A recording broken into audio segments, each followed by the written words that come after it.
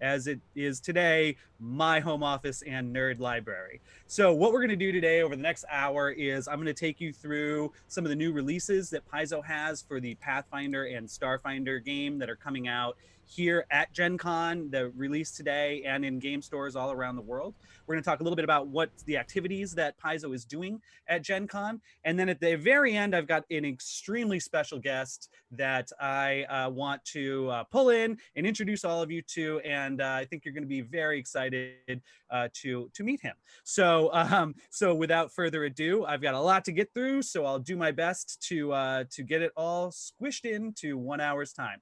Thank you for spending your time with me, and welcome again to Gen Con. So the first thing that we want to talk about, kind of the major release that Paizo's got here at Gen Con this weekend, is the Advanced Player's Guide. So here I have an actual physical copy. There'd be a huge wall of these in the Paizo booth if we were, at Gen Con for reals, but we've got a huge wall of them in the Paizo warehouse, and your game store's got it as well. The Advanced Player's Guide is the first major rules expansion for the Pathfinder 2nd Edition game. We launched Pathfinder 2nd Edition role-playing game last year at Gen Con and did very well with it. In the last year, people have been playing it, play testing new stuff for us, giving us their feedback, and the Advanced Player's Guide is really our first opportunity to kind of bolt on new stuff to that system. When we did Pathfinder 1st Edition almost a decade ago, when we put out the Advanced Player's Guide was kind of when Pathfinder got out from under the shadow, so to speak, of 3.5 and started becoming its own thing. And this time around, we built it from the start to be able to expand the way that we wanted to expand. So for example, we came up with archetypes, which were something you lay on top of your class in Pathfinder 1st Edition. But Pathfinder 1st Edition was not originally designed in that it was designed to emulate 3.5. It was not initially designed to have all this extra bolt-on stuff. So some classes, if you say swap out this power for this one, it works great. Other classes, like the cleric, really had nothing to swap out. So for most of Pathfinder 1st Edition, certain classes had more opportunities to play with fun rules like archetypes than others. And we wanted to kind of level that playing field for Pathfinder 2nd Edition and make that type of content accessible for everybody. And the Advanced Player's Guide is where that really starts to happen. So when we talk about making characters in Pathfinder 2nd Edition, we want to make sure that it's got a bunch of diverse options, that you have lots of different choices. And we talk a lot about the ABCs of character creation. That's ancestry, background, and class. And by making decisions in those three areas, you're really kind of forming the skeleton of the character that you're going to build. And so I want to start, when we're talking about the Advanced Player's Guide for 2nd Edition, I want to start with ancestries. I'm showing on the screen right now the Rat Folk Ancestry. Very popular ancestry for Pathfinder, finally coming in a robust way to 2nd Edition. And it's got a bunch of other ones as well. We've got stuff like the Cat Folk, the Kobold, the Orc, and the Tengu, sort of a crow person ancestry. In addition to those 5 ancestries, we also have what are called versatile heritages. And a versatile heritage is something that can go on top of any ancestry. This is stuff like the planar scions, like tieflings and Aasimars. So folks who have like the blood of a demon or an angel way back in their family tree, they're more than just human. And now with Pathfinder 2nd Edition, it could be just Seems like dwarf they're having or more technical than just elf. difficulties. So you can play Okay, a no, they're elf back. tiefling or a rat folk Aasimar. We've also introduced the Dusk Walker, which is a similar planar scion ancestry that traces its lineage to psychopomps, kind of the guardians of the dead. We also have Dampiers, sort of living vampires. We've got changelings, which are So I'm children really, left behind by really excited hags about that have second special edition. powers and things. This is something that So I with definitely want to the dive into at versatile some point in the heritages near and the future. ancestries, we're looking at about like 11 different new ancestries that we offer in the Pathfinder Advanced Player's Guide. So that's very cool. Each one of those ancestries has new ancestry feats that you can plug in as your character goes up in level. With Pathfinder 2nd Edition, your ancestry is not just a choice you make once. It comes back throughout your character's life. And so your dwarf can become more dwarfy. Your elf can get more enmeshed in their culture and things like that without having to sacrifice something, like power attack or combat related options. So you've got your ancestry track, you've got your class track, you've got other sort of columns that you're plugging in to further diversify your character. So with classes, well, let me actually, before we get to classes, let me talk about backgrounds. That's the B in ABCs. The Advanced Player's Guide offers 17 new backgrounds, things like cook, scavenger, bandit, squire. This is really like what you were before you became an adventurer. The players, or the core rulebook has a ton of backgrounds, but we want to add more, and we'll keep adding them because there's an infinite number of backgrounds people can have before they take up the arms as an adventurer. But in addition to the 17 sort of standard backgrounds that are added in the Advanced Player's Guide, we also have 8 rare backgrounds. Now, these are a little bit more complex, a little bit more detailed, and they require getting your game master's permission.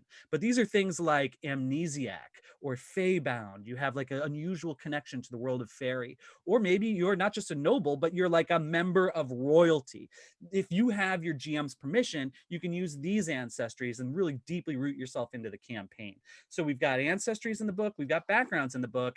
Now let's talk about classes. Classes is really kind of the meat of the Advanced Player's Guide, and we have introduced 4 new classes in addition to the 12 that are already in the core rulebook here in the Advanced Player's Guide. The chapter opens with an overview of some of these new classes, which I'll talk about in a minute. So this slide shows what we call our iconic characters. These are like the samples of each of the different classes that we are putting into the book. So on the left there, we have the Oracle. That is a Tenku. That is the sort of crow person that I was talking about before.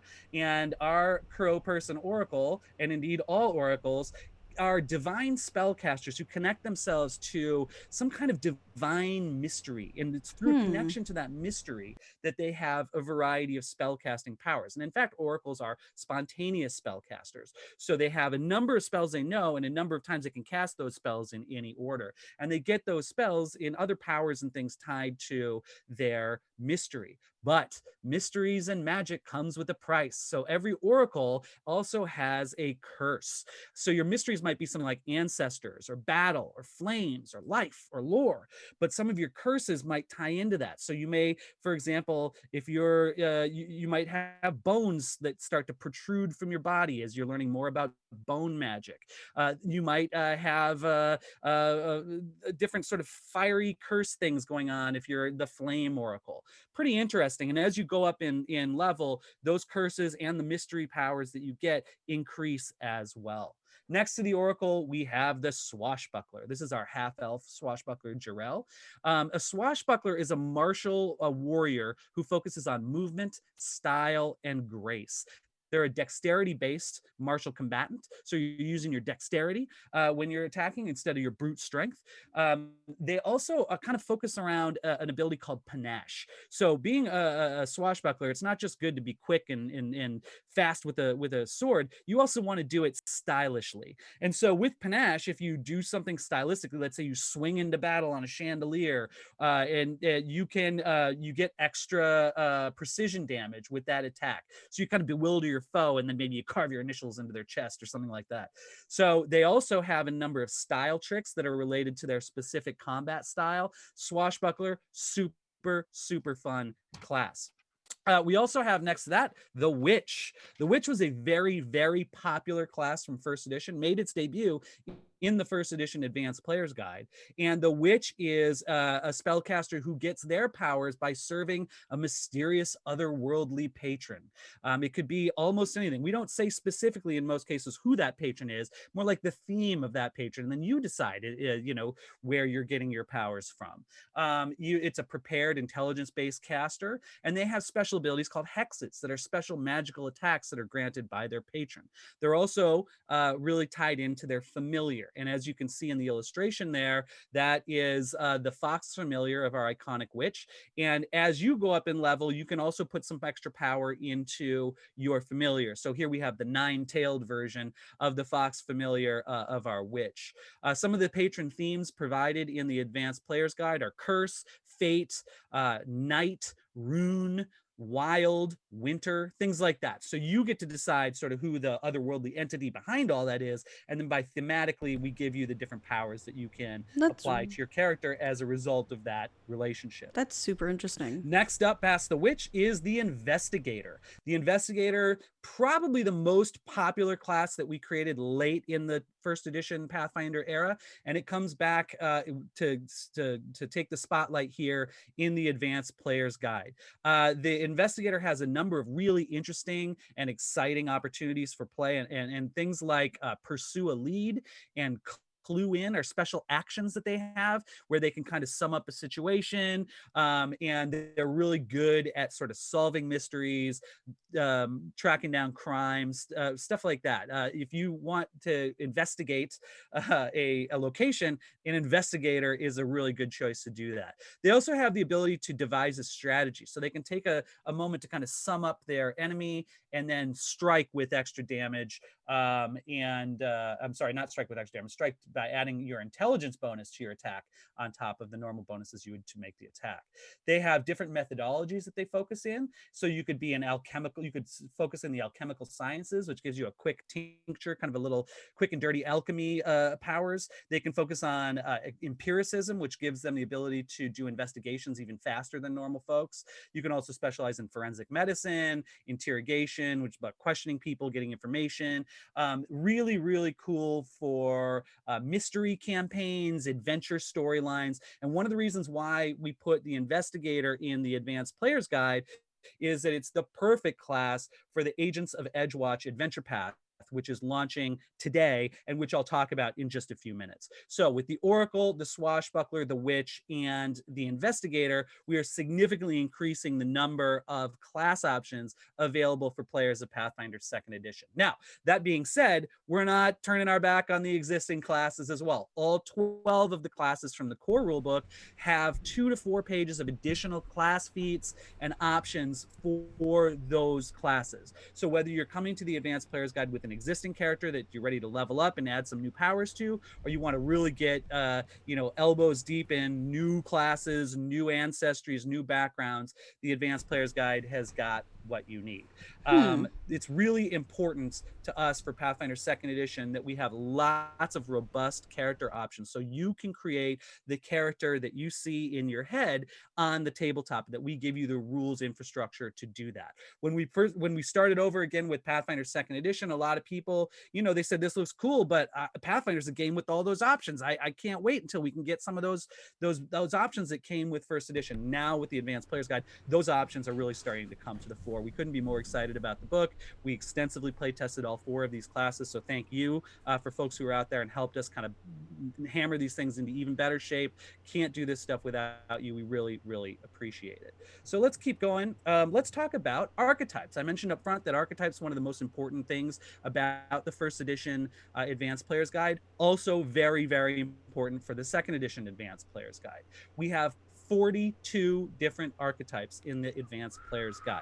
So you see 3 of them So on the screen right now. customization is You've got the definitely a Bastion, the thing you Dual can do Weapon in this. Warrior, the Scroll Trickster, but there are a ton of other archetypes, including some favorites from first edition and some new ones that you've never seen before. Stuff like the Archaeologist, the Archer, the Assassin, the Beastmaster, the Bounty Hunter, even some things that used to be full classes in Pathfinder 2nd Edition, we've looked at again, and it's like, those are really maybe more like archetypes. So the Vigilante, another very popular class, is now an archetype that you can apply to any class. And indeed, that's a major change with Pathfinder 2nd Edition from first edition. In first edition, because every class was built a little bit differently, we had to kind of have very specific archetypes for each class. So this would be like the Trickster archetype that only works for bards or what have you. Now, these archetypes work across the board because all of the classes in Pathfinder 2 are built with the same framework, with the same types of feats coming in at the same levels. That means that we can swap those feats out with archetypes, give you a chance to distinguish your character even more than you've ever been able to do with Pathfinder. So the goal with Pathfinder is to provide robust character options, and the APG is the one that makes that happen. We want to make sure that if you've got an entire table where everyone's playing a dwarf fighter, there are legitimately 5 different builds and 5 different concepts, across every character's got a different approach to a similar concept. So Pathfinder will continue to offer options, continue to give you opportunities to further customize your character. So before we get to the next book, let's keep talking about some of the stuff in the Advanced Player's Guide. We've also got a ton of feats. There are 53 general and skill feats that add on to the feats in the core rulebook and that apply widely to a variety of characters. There's also a giant spell section, 145 spells from all traditions: arcane, divine, primal, occult, and focus spells fill up a significant portion of the Advanced Player's Guide. We also have 13 awesome rituals. These are like super elaborate spells, things like astral projection, clone, create demi-plane, hero's feast, reincarnate. So there's some really, high octane magic, and by making them rituals, you don't necessarily need a high level caster to do it. So these are very interesting. They're fun to read and they're fun to implement into the game. 13 new ones in the Advanced Player's Guide. Of course, the word player is in the Advanced Player's Guide title, so we've got to have some items. Players love items. They love magic items. They love gear, and the Advanced Player's Guide has got both. There's about 20 pages of new items and gear, kind of rounds out the Advanced Player's Guide. So and that is just a ton right of now stuff is for the what's Advanced Player's the Guide. price I'm sure point I'm for forgetting this? some key items. If you want to learn more about the Advanced Player's Guide, you can join me, Director of Game Design, Jason Bullman, our Creative Director for Pathfinder, James Jacobs, and our Creative Director for Starfinder, Rob McCreary, in a Q&A panel on the official Paizo Twitch channel that will immediately follow this panel. We also have a panel right after that at 3 o'clock Eastern Time, and it is the building characters with the Advanced Player's Guide. So the design team's going to be there. They'll take you through the process. They'll show off some of the new options, show you how to integrate these new options into your existing Pathfinder 2nd Edition campaign. Or if you're just trying 2nd Edition for the first time, you can go through and make a character with the brand new book. In addition to the hardcover Advanced Player's Guide, which comes out this month, next month we have this guy, which is the Advanced Player's Guide Character Sheet Pack. It's got a number of different character sheets and a little folder folio here, and it's got different sheets for each of the classes in the book, and other cool things to track your companions, what have you. So if you're looking for nicely printed character sheets, you don't want to just print it out yourself, you can grab this thing when it comes out next month, September, the Advanced Player's Guide Character Sheet Pack.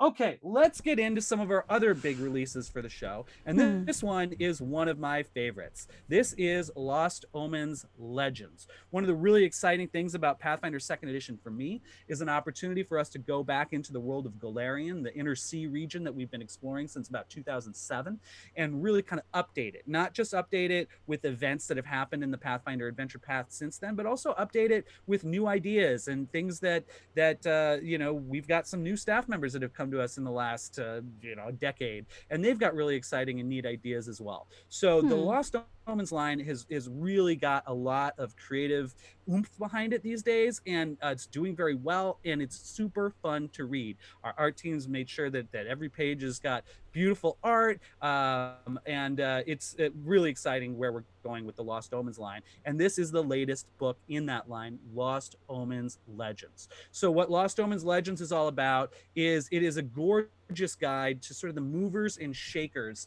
in the Lost Omens campaign setting. So usually and traditionally at Paizo, we haven't done a lot with our major NPCs because we want the player characters to be the heroes of these stories.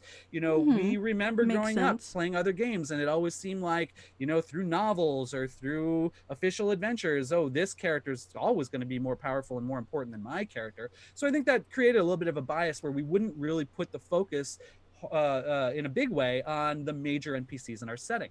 But now with 2nd Edition, we're kind of moving away from that a little bit. The player characters obviously still the heroes of the show, but we want to kind of provide a little bit more of that context. And now that we've been developing the setting for over a decade, we've got a lot of that context, and we also know where there are new holes that need to be filled in. And the Lost Omens Legend book is a great whack at that.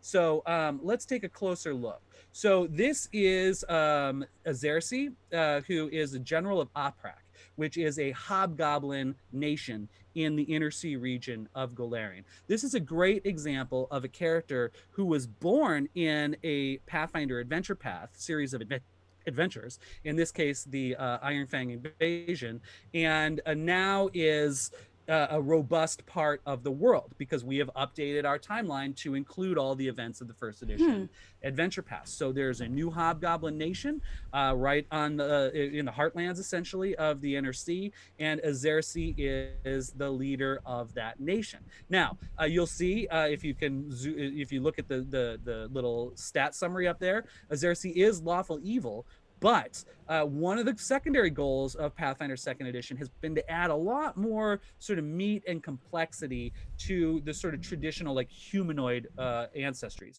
So things like orcs and hobgoblins. You know, for a long time in fantasy gaming, they're just sort of this like bestial, other force. In fact, early on in 3.0, they were called savage humanoids. You know, and they're just sort of an other that it's like okay to go and kill and all that. We want a much more interesting, much more integrated, much more complex world in Pathfinder, and we've been building that over time. And characters like Azersi are a good example. You read through this, you get a better sense of her perspective, and it's not just I want to make war on people. There's a lot more to it, and this book gives you some of that as well. So you see More here we have the background is character always good. illustration, we have their background, context. On the next page of this, we have Oh, the some artwork is items and gorgeous some for feats that this. you might gain by interacting with Azersi. There's usually with each one of these characters an artistic element here. So here we've got understanding how face expressions work, with hobgoblins and what to do and what not to do. Pretty rad to have this character kind of leading off the book, at least alphabetically speaking. So next up, we have another big hit from our past adventure pass, Baba Yaga. Baba Yaga is a character from Earth lore and legend, Russian lore, who's been a part of sort of tabletop gaming almost from the beginning, and we knew we wanted to bring her into Pathfinder as well. So she was sort of a centerpiece of Reign of Winter, which is one of our most popular first edition Pathfinder Adventure Pass. As you can see, she's got a wonderful chicken, and we're stoked to bring Baba Yaga again to the forefront here in the Lost Omens Legends book. And if you see on the second page here, we also give you some advice for Baba Yaga as a witch's patron. So if you don't want to go with some of those sort of winter or some of the other patrons that I mentioned a few minutes ago, you can choose through this one Baba Yaga herself as your patron. And that's going to lead to some pretty interesting That's role-playing opportunities, pretty I'm sure. interesting. So again, there's some rules here for what happens if you take Baba Yaga as your patron. There are some spells that you can get as well through interaction. Oh, and we're There's having information about loading. her relationship with the Winter Witch land of Irison, which is a big important part of our campaign setting. And again, beautiful illustrations to kind of root things more in the lore and in the world. Let's go to another one. Old Mage Jetembe, major character for the Pathfinder setting. And this is probably as deep as we've ever gone on this character, giving more and more details. So this character, unlike Azersi and Baba Yaga, does not come from the adventure path. This just comes from the lore of the setting. This is one of the most powerful and important spellcasters in our entire setting, founded the Magambia Magic Academy, and is a major personage in the Pathfinder world. So of course we're going to include Old Mage Jetembe. He's on the cover. We're including him in the interior as well. So here we've got background about him, some lessons, and again, beautiful art, some spells you can learn by interacting with Old Mage Jetembe, and just adding more flavor to characters that we've been referencing now for almost 10 years. So let's just quickly take another look at a couple more. We've got our friends, the Lick-Toed Goblins. Anyone who's played our Weeby Goblins adventures through free RPG They sound Day so is weird. probably familiar with the Lick-Toed Goblins. They're in some ways almost a mascot for Pathfinder First Edition. They're part of the reason why Goblin is a playable ancestry in Pathfinder Second Edition, because people just loved playing these characters in those pre-generated adventures that we would put out pretty much every year. So here they are again, our friends the Lick-Toed Goblins return to Lost Omens Legends.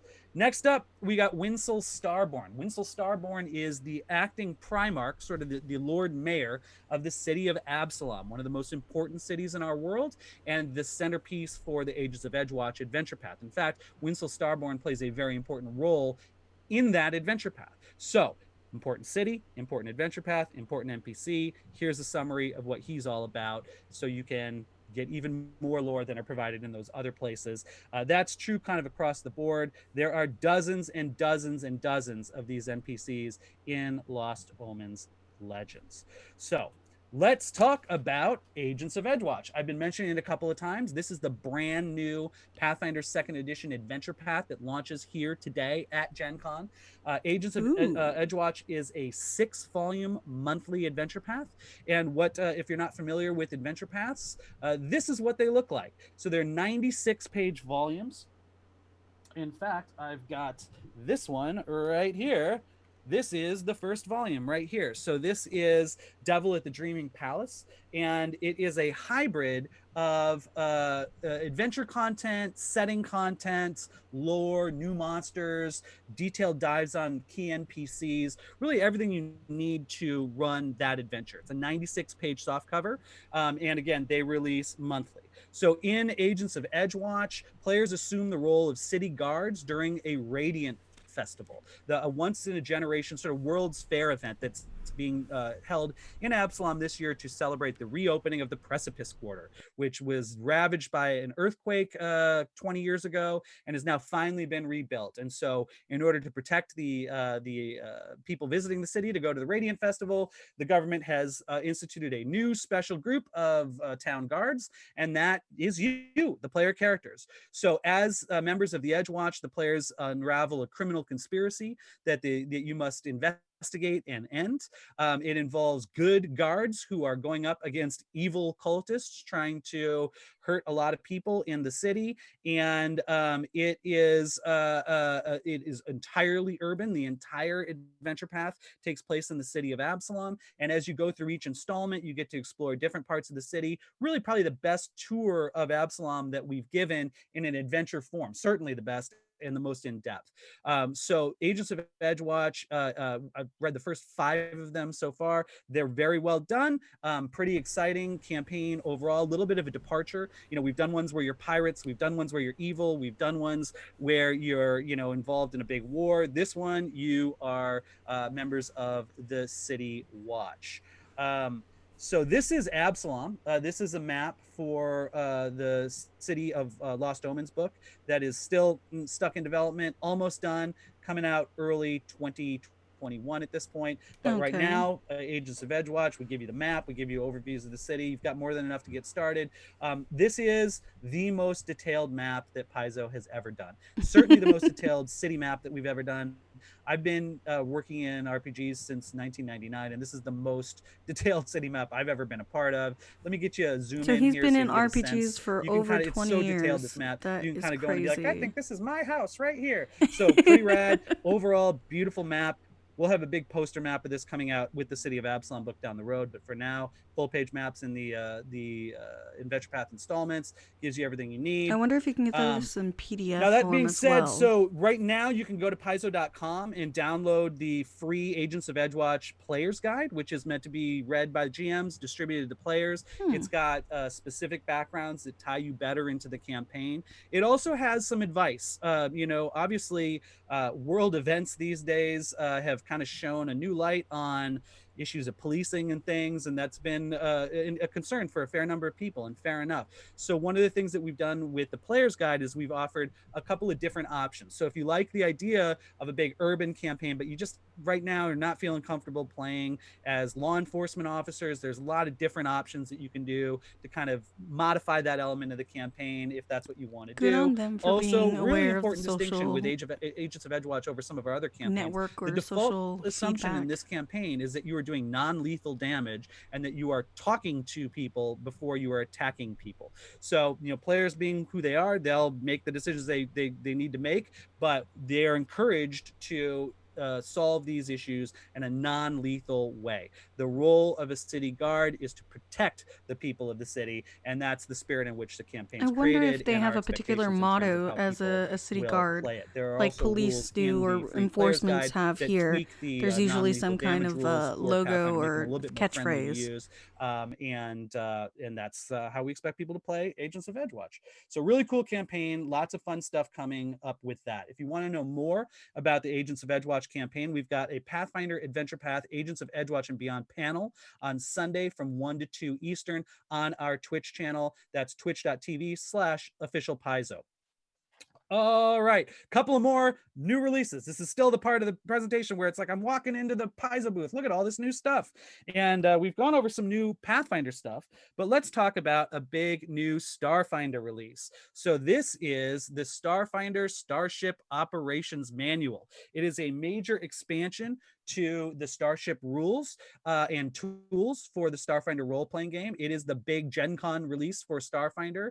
It is a 160-page hardcover rulebook. Ooh, it's got shiny. new Starship weapons. It's got all kinds of fun stuff. So again, beautifully illustrated.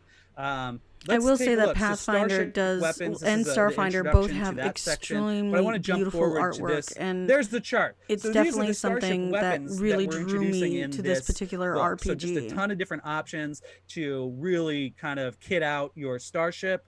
In addition to that, there's a bunch of stuff on combat, so Starship combat. That'll give you an opportunity to put some of those weapons to use. There's rules for boarding actions. There's rules for chases.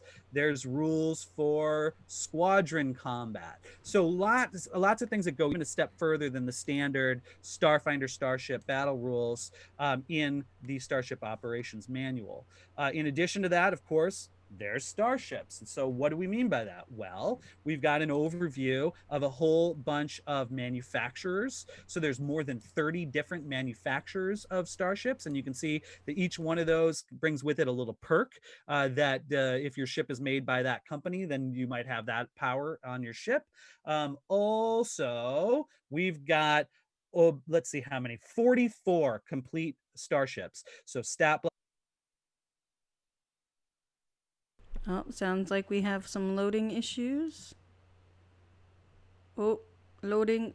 Illustration, background, cultural information throughout the book. There's just a ton of these. I think I've got a few spreads of these to show off. So anywhere from, beautiful sort of cruise ship type stuff to living plant ships and what have you. We also have a chapter on running Starship campaigns. So in a lot of Starfinder campaigns, you're on a space station, you're on a planet, and then the Starship's just kind of something you do onto the side. This is tips. What if the Starship is kind of the main thing? How does that work?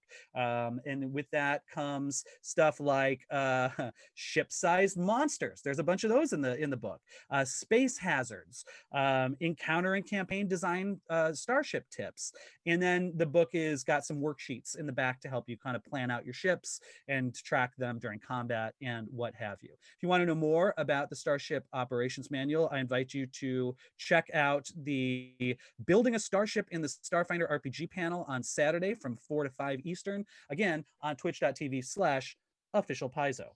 So that's kind of the big overview of what's available now at Gen Con. I want to talk briefly about what's available right now on Humble Bundle. For the last couple of weeks, we've been partnering with our friends at Humble Bundle to offer the Pathfinder 2nd Edition Humble Bundle. And what that is starting at $5, you pick your price, and we will give you a bunch of PDFs of the launch stuff for Pathfinder 2nd Edition. So there's never been a better time to try out Pathfinder 2e. If maybe you're in the middle of a campaign, you've been waiting, this is the most affordable way that you can do it. And your contribution will also go to help benefit charities. This time around, proceeds are going to be going to the NAACP Legal Defense Fund, to the National Urban League, and to the Carl Brandon Society, which is a great charity that is really about sweet increasing access of people of color to important sci-fi and fantasy publishing spaces. And they are the sponsors of the Octavia Butler Scholarship for the Clarion Writing Workshop.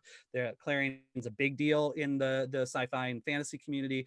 Numerous people at Paizo have been through that, and it's very important. And so they're a local charity here to Seattle, and we wanted to include them as well. So how this works is if you want to go all the way up to $30 or more, we'll actually send you a physical copy of the Pathfinder core rulebook.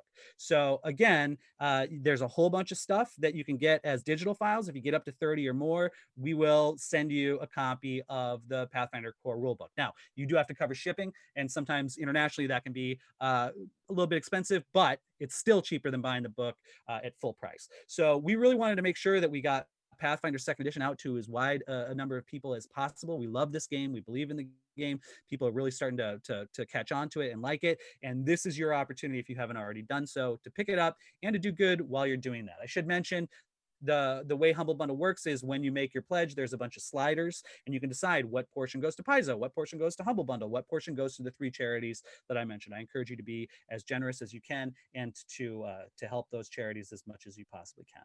So that is going to be running through Tuesday. So this will end shortly after Gen Con ends, but it's still open right now. So you can go to humblebundle.com. Not close enough for me to have fun. Right there. Boo. We're going to be working with them. They're a great partner and doing some good while we're at it. So there's the core rulebook. It can be yours digitally for $5 or physically for $30 plus shipping and handling. All right. It's not just about new releases. It's not just about the booth. Gen Con. More loading issues. We're waiting. Guys play. It's about gaming. What you see here in this picture is the Sagamore Ballroom at Gen Con. This is what we would be seeing right now if Gen Con was actually happening. But unfortunately, we gotta live with what we've got to deal with. But there's probably tons of rooms going on. People playing Pathfinder RPG, people playing Starfinder Society, people playing Pathfinder Adventure Card Game. We don't obviously have everyone gathered in a big physical space this year, but we do have people gathering on our Discord server. So we have the Paizo Organized Play online event server, which is going right now. There are hundreds of people playing Pathfinder and Starfinder right now on our server and through virtual tabletops and what have you.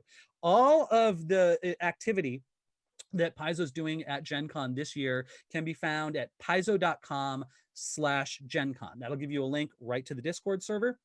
That will also show you our streaming schedule, which I'll talk about in just a second.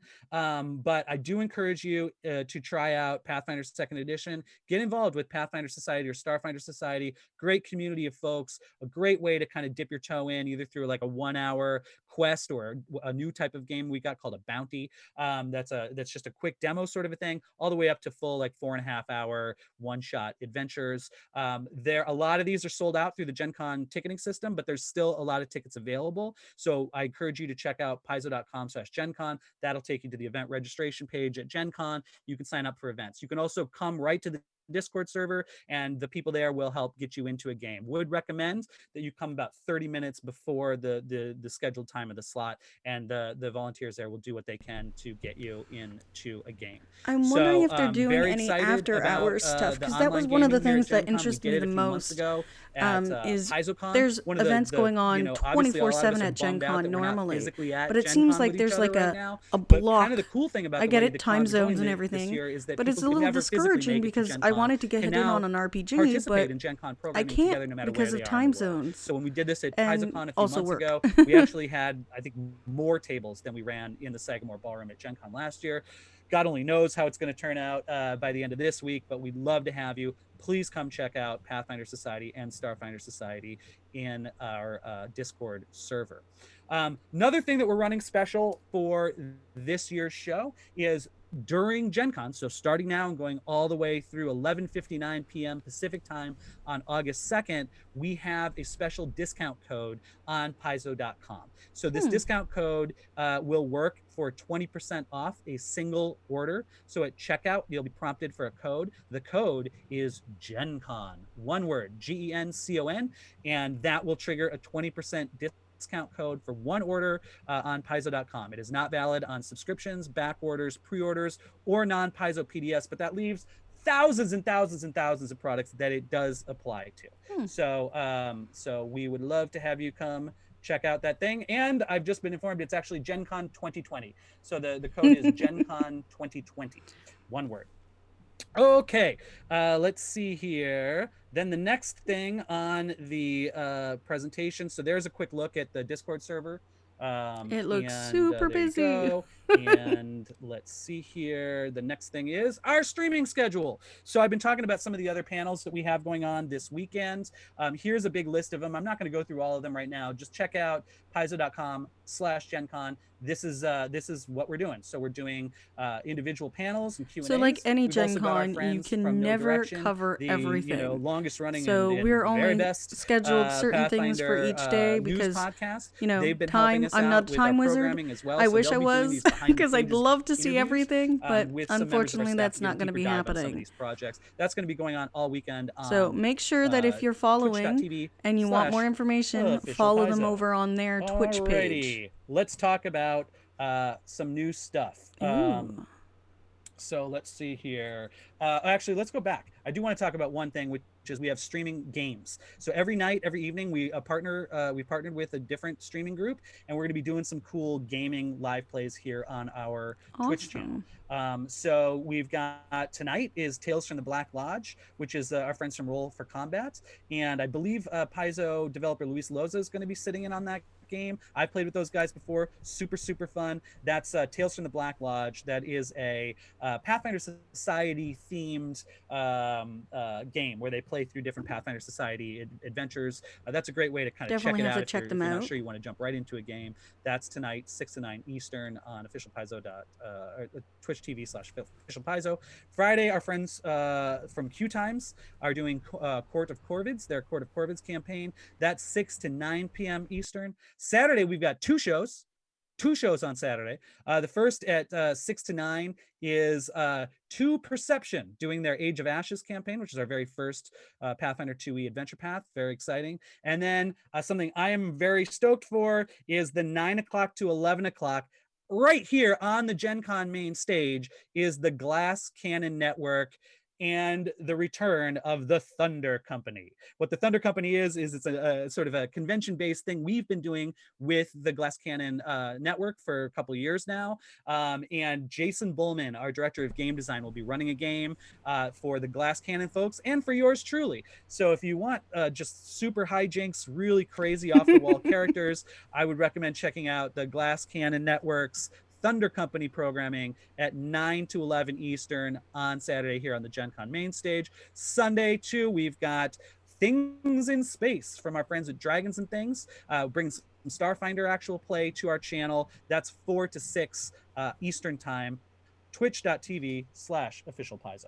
Okay, I mentioned I've got a special guest. I see the special guest is almost here. We'll get to him in just a few minutes. But before we do that, I want to talk about some previews. So some of this stuff we've mentioned, some of this stuff we've never mentioned. This is kind of the news portion of the presentation. So let's talk about Starfinder Adventure Path. So one of the next things coming up for Starfinder Adventure Path is the Devastation Arc Adventure Path. This launches next month in August. It's our first high-level Starfinder Adventure Path. Again, it's a 3-volume monthly adventure path. I'm in Canada, so does that mean it's going to get here too at the same time? And what that means or is it's a great way to have just issues start. with You want to play high-level and characters, wait just 2 start months. and you're good to go. With the way the world is right now, it's been crazy. Most of our other existing Starfinder Adventure Paths, which tend to end at around 12th or 13th level. So this is a great sequel campaign for, say, Dead Suns. It's really a cool campaign. The discovery of a millennia-old ruins sets off a chain of events that puts an ancient Titanic spacecraft on a destructive course toward the Pact Worlds. So this is like a giant, big super weapon ship coming into the Pact Worlds, and you as high-level heroes need to prevent utter catastrophe. So that's starting in August, 3-volume adventure path. Following up the Devastation arc, and there's an example of what it will look like. Following up the Devastation arc, and there's an awesome illustration from the Devastation arc. Following up the Devastation arc, here is Fly, Free, or Die. This is an adventure path that the Starfinder team has been just like super excited about for a long time, and with good reason. It's a 6-volume adventure path, so it starts at level 1, goes all the way to probably about 12 or 13. And it is in the Fly, Free, or Die adventure path, you play a crew of scoundrels, rogues, and misfits trying to make it by while being harassed and targeted by a crime boss, preyed upon by faceless megacorporations, and hounded by rivals. So this is as close to kind of the lawless sort of think of maybe a little bit more like on the Firefly side of things, where you're doing some smuggling, you're doing some maybe not super lawful activity, and that's going to be an interesting motivation that'll set this campaign a little bit apart from some of the other Starfinder adventure paths to date. Very excited about Fly, Free, or Die. It launches in November with the first adventure, We're No Heroes. So highly recommend checking out Fly, Free, or Die. I am super excited about this campaign, and I think you'll love it too. So what else have we got coming up for Starfinder? Well, we've got, oh, hey, I keep keep sleeping on these awesome illustrations. Here's a great illustration from Fly Free or Die. All right, so next big book for Starfinder, More Alien Archive aliens. 4. Alien Archive 4 comes out in November 2020. It's 160 pages, more than 100 new aliens to add to your Starfinder games. Loading, loading, loading. Gotta love technical difficulties. Do, do, do, do, do, do. We're waiting to get reconnected. Player character races. There we go. So there's several of those in this book. There's even more monsters than ever before, or about the same numbers in the previous 3 Alien Archives. And so another one's coming out in November, 160 pages. So I believe Starfinder is still in its first edition. Okay, here's a few of the monsters from there. Look at these guys. Those are gorgeous. That's a kick butt mount. Merzalot and a Warlanis. Hey, how about that, guys? Cool, very different style aliens. Lots to be excited about for Alien Archive 4. All right, next up, we've got the Galaxy Exploration Manual. So we've talked about this a little bit at PaizoCon, but we haven't even solicited this because it's coming out in April of 2021. So this is a nice Starfinder hardcover that's a toolbox for players and GMs. It's kind of like the ultimate guide to exploring the universe. So it focuses on trailblazing, exploration-based, exploration-based sandbox play. So this is kind of like your guide to creating the galaxy. It's got all kinds of information, new rules for every class in Starfinder. It's got robust PC background generator. It's got compelling exploration systems, how to build planets. It's got quick systems for designing worlds. Very, very cool. So we know a lot of people with Starfinder are playing with adventure paths, and we know a lot of people are just kind of creating their own stuff. This book works for both of those people, but I'd say it airs a little bit more on the side of people creating their own stuff. This is a way to just populate your galaxy however you want. We'll give you the tools to do that. We'll talk more about this book at the Starfinder Teams Behind the Pages No Direction interview, which is Friday from 2 to 3 Eastern on the official Paizo Twitch channel. And there's also a Starfinder Q&A panel on Sunday from 3 to 4. So that is some of the new upcoming stuff for Starfinder. Very exciting. But there's something that's coming just on the horizon for Pathfinder that's also super exciting, and that is the Pathfinder Beginner Box. I actually have a physical copy of the Beginner Box right here. This is a beautifully produced box. This is now the 3rd time that Paizo has done a beginner box. We did a very, very successful and popular Pathfinder beginner box for 1st edition. We've done a Starfinder beginner box, and we keep learning more and more about how to produce a product like this each time. Well, this might be so this thing is something that will get me back into the system, and I'll show you some of the stuff that it comes with because it's quite robustly packed. Look at all this stuff. Let's talk about it. So this here is the Heroes Handbook. So this distills all of the rules that a player needs to know to get started with Pathfinder 2nd Edition into 72 pages. So that's about 500 pages fewer than the full Pathfinder core rulebook. This is designed as a tool for people who want to get in at the ground floor. They've maybe never played an RPG before, or as a teaching tool for people who have played and want to bring new players into their game. Makes so the sense. Heroes Handbook, the way that we do that is that we it's still fundamentally Pathfinder 2nd Edition. So it's not like a dumbed down version of the game. It's just a version of the game, it's presentation that goes much deeper into examples, explaining. There's a lot more art, stuff like that. Makes it easier for people to understand. And there's also fewer choices. So decision paralysis is a big challenge for a 600-page rule book and a new player. So the beginner box is designed to kind of help with that. So in the beginner box, you can play an elf, a dwarf, or a human. You have the options in class for cleric, rogue, fighter, and wizard. Sort Wizard, of the core 4, as always we call wizard, them. or it goes from some first kind to of third magical level, based character. so enough that you're getting new abilities and things as you go up in The level, mnemonic but is not also so an much option. that you're mired in the beginner box forever. The ultimate goal, of course, is to get you into the full version of the game. It's going to be a lot less daunting once you've been through this experience. So do I want to spend the money on a beginner box, or do I want to go straight into the actual core stuff? We also have an 88-page Game Master's Guide. So this thing has got an intro adventure called Menace Under Otari, and I'll talk about Otari a little bit in a minute. Sounds cool. It's got all the Game Master rules you need for starting beginning Game Masters. It opens with the adventure. just get you right into the action. And the player's book also opens with a little one-shot personal adventure that you make the decisions on your own as you're reading through it. Introduces some of the basic concepts that way.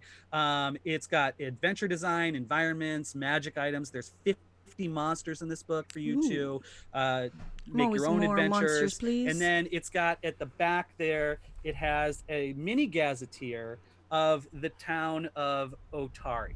And Otari is really the starting town of Pathfinder 2nd Edition. So I'll come back to these while I'm talking about Otari. So here we go. So this is a Starstone Isle. You can see Absalom, our big major city, right in the middle of the southern coast. And then a little bit to the west, we've got the town of Otari.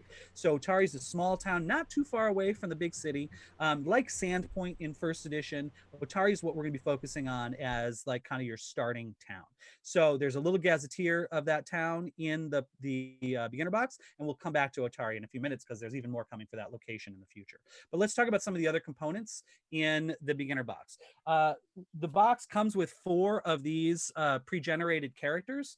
They're designed with new gamers in mind. So you got your character sheet here, and then you have the explanation for all that stuff over here. It's got rules for what you can do in your turn, all that kind of stuff. A great way to get someone started playing within just a few minutes of opening the box. Makes sense. Like I said, cleric, fighter, rogue, wizard. 4 character sheets there, then a much simplified character sheet. So the full character sheet for Pathfinder 2 is pretty complex. This one's much simpler, easy way to get into the game and track your character details. And I'll give you a closer look at that on the slide. Wow, beautiful. Okay, so in addition to that, you've got the adventures inside. That's what that looks like. Let's talk about a couple of the other components. There are 124 hero and monster pawns. These are cardstock pawns that slide into plastic bases included in the set. We've got 16 action tokens to help you keep track of your actions and reactions every round. And then we've got 6 little rules reference cards, one for each potential player at the table. That tells you what you can do in the round. That tells you how loading issues. all the conditions in the game work without having to flip through the book. Also works as a neat little bookmark if you want to use it that way.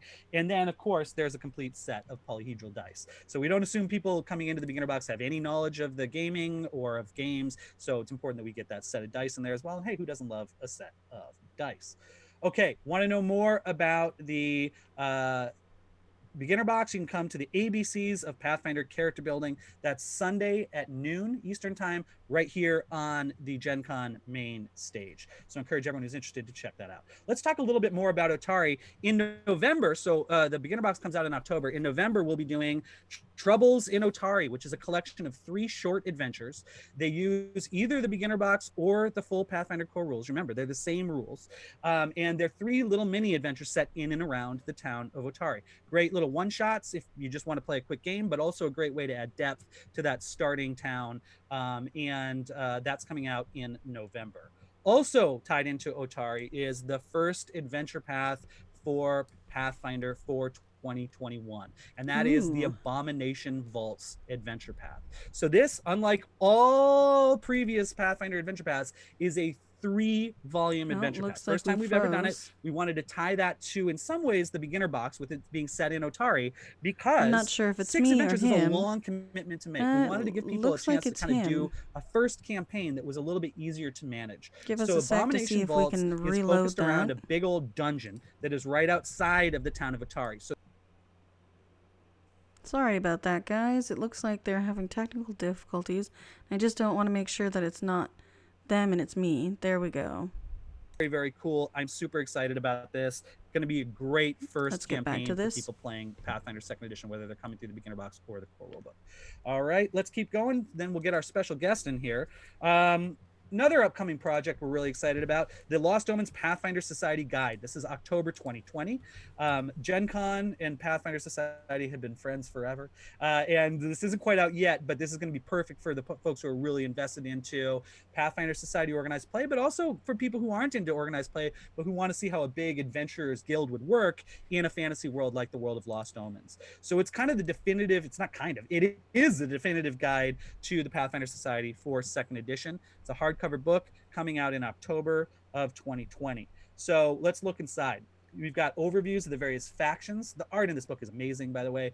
So there's an overview of different factions. Then here's the Envoys Alliance. Here's this, and I am gonna be running a little bit long, I'm afraid, because we got to get that special guest in. So the rules for the Pathfinder Society, items that you can do that are tied to your character. All right, let's keep going. This one's quick. Ancestry Guide, Lost Omens Ancestry Guide, Unfortunately, February we're going to have to call it Lots there more for this ancestries particular Pathfinder, panel. lizard folk, If you want to find out more information about these guys, sprites, you and can more. definitely So follow exciting. them up on... Then also one thing we are doing is Bestiary 3. Holy moly. Wow, Bestiary they're 3 really is gunning March through it now. This complete.